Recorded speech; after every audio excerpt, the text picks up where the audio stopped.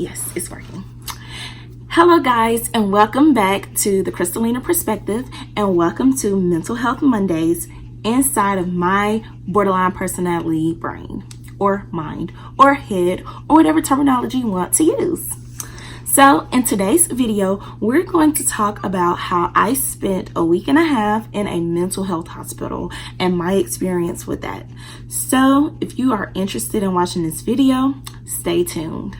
Okay guys, so let's just say, first off, if you haven't watched my first video in this Mental Health Mondays series, you need to stop, click the video in the description bar below, and go check out that first video, because that first video is long enough and more detailed enough to tell you everything that's been going on with me, as well as everything that I have experienced to this point. So that video is going to be the most beneficial and the most helpful to helping you understand this video. Now on to this video. So in May 2016, as you guys know, I kind of started my mental health journey situation thingy mabobber, however you want to put it, and I spent a week and a half in the mental health hospital, and I got out on a Monday, which was the day after Memorial Day, I think. Can't really remember the details, but I was there, and while I was there, I basically got the chance to connect with different people and do different things and learn different things and basically kind of get on the right track.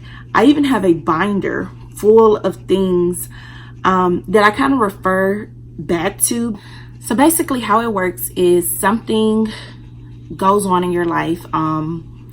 Let's say you try to commit suicide, or if you're schizophrenic or whatnot, you're hearing extra loud voices, or you're seeing multiple things, whatever the case may be, something happens. In my case, I was deemed unsafe for myself because I was presenting with suicidal behaviors. So anytime you present with suicidal behaviors, that's like an automatic 72-hour hold.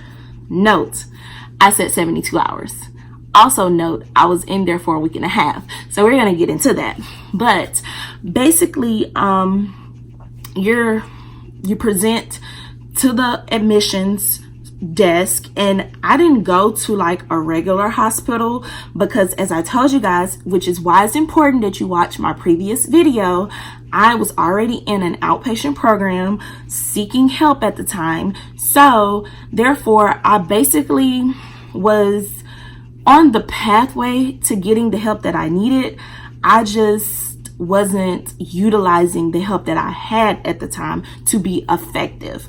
So with that being said, I basically took a walk from the outpatient building to the inpatient building. And once I got to the inpatient building, I met with an admissions coordinator, and the admissions coordinator basically talked to me and my friend and told my friend what was going to happen. And although I drove my own car there, basically they took my car keys, they took my cell phone, they took everything. They gave me the option to write down phone numbers, and they allowed me to give my valuables, like my wallet, my purse, all of that stuff to my friend.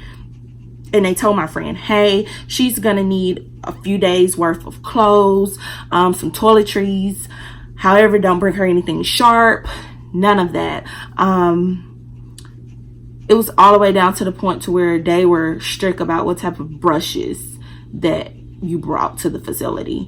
I couldn't have shoes. So basically, and I'm gonna get into that. So basically, they took all my valuables. I gave all those to my best friend, and my car keys to my best friend, my purse, everything, my cell phone. She had all of that. And they took me. So they basically was like, tell her bye, because when you go in here, that's it. It's basically, I'm not gonna say it's jail, but it's kind of like jail, but at the same time, it's to help you. And before we get to that point, I can hear people saying now, she crazy, blah blah blah blah. First off, if you use the crazy word, you need to get off this video, because going to a mental facility to get help is just like going to the hospital to get help if you're having a heart issue or a stroke or anything like that. So let's stop using the word crazy. It's the same thing as if a person has a physical condition who needs help. Same thing. It's just a different type, a different aspect of health. That's all that it is. So we don't use the crazy word in mental health because it's not funny. It's not a joke. So if you think it's a laughing matter, if you think that this is just, a cry for help or something, you can just click off. And I'm not being rude, I'm just being real, because mental health is a real deal, and there are hundreds of thousands of people that take their lives every year because people think it's funny and they don't think they're serious. So just click off. Now back to the program. So they basically took me to the unit. I was on unit 6 to be exact, and they before they took me to the unit, I had to sign a series of paperwork. Now, I told you guys I had a binder. This is that binder with, it's crazy, I still have like every single thing in here, like every single thing. Like when I say everything, like I'm gonna show you guys like my discharge plan, but like this was like my admission, like my name signed down here and everything. This basically got like a handbook,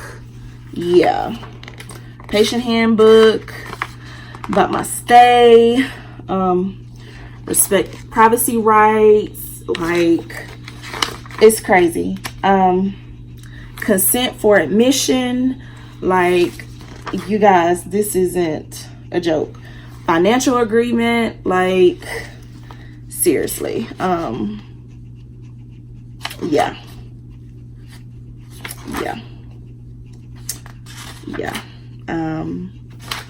And then this was my initial inventory of your personal items. And so they did like an inventory, and basically when you first admit, they take you and they do like a strip search, guys. And when I say a strip search, I mean a strip search. Like they look at every crevice and every area that they can possibly look at. They also take the underwire out of your bra. So ladies, don't wear your good bras, because I wore a Victoria's Secret bra and I want my money back. And they took the wire out my Victoria's Secret bra. And then they make you put on scrub pants, because I had a dress on at the time. And they make you take off your shoes and put on the socks with the rubber backing. And basically, you have to eat lunch, breakfast, lunch, and dinner on the unit until you can get off the unit privileges, which I didn't get those until like the second day. Well, really the third day. And then basically your day pretty much flows. They make you get up for breakfast. They check your vital signs. They are like literally opening the door to the room every single hour. Brown paper bags everywhere. There are no plastic bags because you can hang yourself. And there's a day room that you have to be in. You can't be in your rooms during the daytime. You have to be either in the day room or one of the other activities rooms, but you can't be in like your room. You have a roommate. Sometimes your roommate leave and then you're in the room by yourself. You can have books, but you cannot have pens. You can only have pencils, and the pencils have to stay at the front desk. You get to color. I did a lot of coloring and word puzzles and problem solving type of things. You do group study sessions. Not study sessions, therapy sessions. And then you do individual therapy sessions. And then if you have PTSD or something like me, you do EMDR. And then you see the doctor on certain days. So on certain days, you basically see the doctor, and yeah. And then there are days that you just, get a chance to go outside and explore. And there are break times where they do like smoke breaks for people who smoke. I didn't smoke, but basically you get to go outside and sit and they call it a fresh air break. And you get those like every 4 to 6 hours. I can't remember, but it's like a continuous thing. And you're in bed by bedtime is like 10 o'clock. You take your meds at 9, you're in bed by 10. But the meds that I was on had me so like, I was like knocked out by like 9:30. So doing this basically kept me safe. Now, what extended my stay was I was very non-compliant. Like the first 2 days, I cried the whole days I was there. I was angry. My friend would call because people could call you. And my friend would call and I would hang up in her face and I would be so mad and so angry at her. And I would just cry. Like the first day, I didn't want anybody talking to me. And they would be like, hi, my name. I was like, get out of my face. Leave me alone. Like seriously, y'all, I was so angry because I was like, my friend left me here and I'm not okay with this.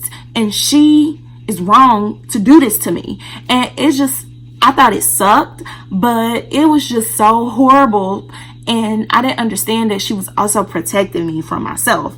And so it was just one of those things that I was just so angry. I refused meals the first 2 days, and the nurse would come and be like, Crystal, you have to eat. If you don't eat, the doctor isn't going to let you go. And that's basically what happened because I was refusing to eat. I was refusing to participate and engage with others. And so they were writing these notes and I like cried those first 2 days, the whole day.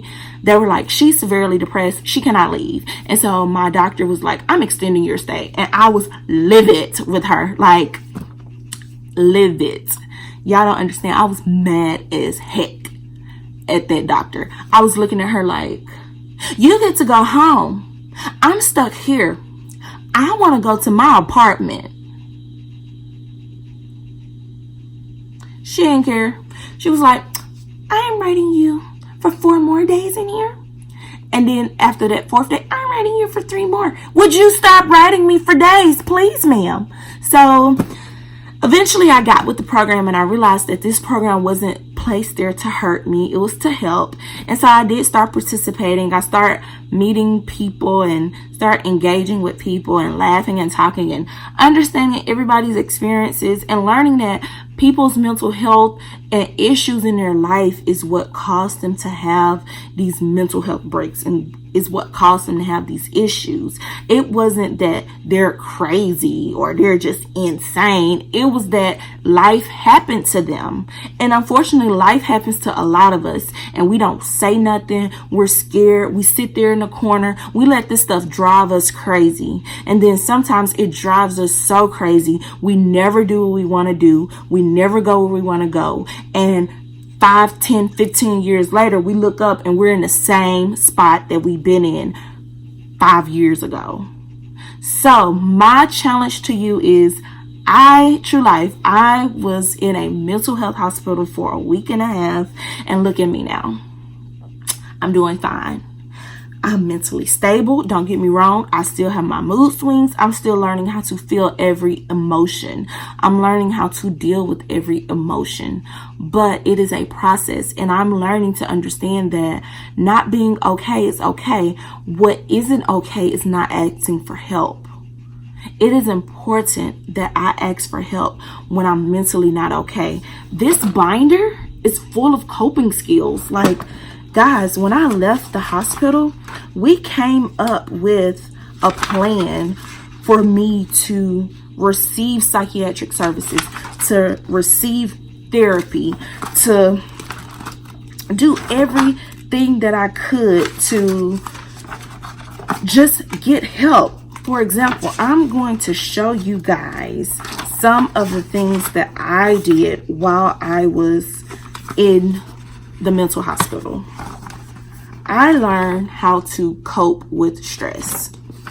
And this is just a quick overview of it. I learned how to cope with stress. And in this, I learned what some symptoms were. And I also learned some stress management tips, and I got a chance to act it out and like deal with it. Like, I got a chance to like learn how to deal with the things that were bothering me. And I'm not saying that you have to go to a mental health hospital, but what I am saying is if you're not okay, you need to go do something. Talk to a therapist, talk to a counselor. For those of you who are out there, there are tons of jobs that have EAP resources, which is employment assistant provider resources, where basically you can get like 6 free sessions of therapy, and those therapists can refer you out to therapists that you can get long-term therapy. If you need a psychiatrist, you can easily go to NAMI, N-A-M-I. Not sure if I said that right before, but I'm saying it again. I'm going to put it here. NAMI has resources for mental health. I'm going to place a list of resources under this video. There's help out there. There are hotlines. There are apps. Get help. Don't sit there and dwell and let all that stuff fester. Yes, pray, but also seek help, because God makes everything, and everything creation and all creations that he make are new. So get out there, get help. Learn some of these skills. Like, y'all, I didn't realize that coloring was so beneficial to me. Like, this is a picture that I colored while I was in the mental hospital. This is a picture. And I didn't finish this because at the time, my reasoning behind this was that this was the love, and this out here was the world, and that there were so many people in the world who didn't understand that they had love inside of them that they needed to be brought out. So this picture was deep for me back in 2016. I have tons of coloring books on my bookshelf that I still from time to time pick up and color. So get out there, get you some coping skills. I still have my binder. I'm not ashamed anymore. I pick up this binder and figure out what coping skill I need to do, what I need to figure out, what help I need, how I need to deal with this emotion. I'm overwhelmed, what I need to do. This is my mental health binder. And there are a ton of free resources available, and you can make your own. Like, I'm telling you guys, this is the loss of control where you don't want to be, the will of control. I'm telling you guys, there are so many things. NAMI, get out there. There are support groups in your area. NAMI has support groups everywhere. Support groups for PTSD, bipolar disorder, borderline personality disorder, depression, anxiety, anything, grieving, loss. If you're a cancer patient, if you have lupus, if you have rheumatoid arthritis, if you have chronic pain, fibromyalgia, whatever the case may be, there's a support group for it. Because a lot of physical illnesses bring on a lot of mental issues, and a lot of mental issues bring on a lot of physical issues. So you guys, we have to be smart about this. We can beat mental health disorders. And what you guys may not know is that mental health disorders are coming with a vengeance to take a lot of people out, and a lot of people aren't talking about it. So I'm here to share my journey, and this was my Mental Health Monday talk. I hope that you guys enjoyed it. I hope that it was beneficial to you. I hope that you found this information helpful, useful. Please leave me comments down below. You can find me on Facebook, Instagram, and Snapchat, and Twitter. And you guys, until next Monday, bye.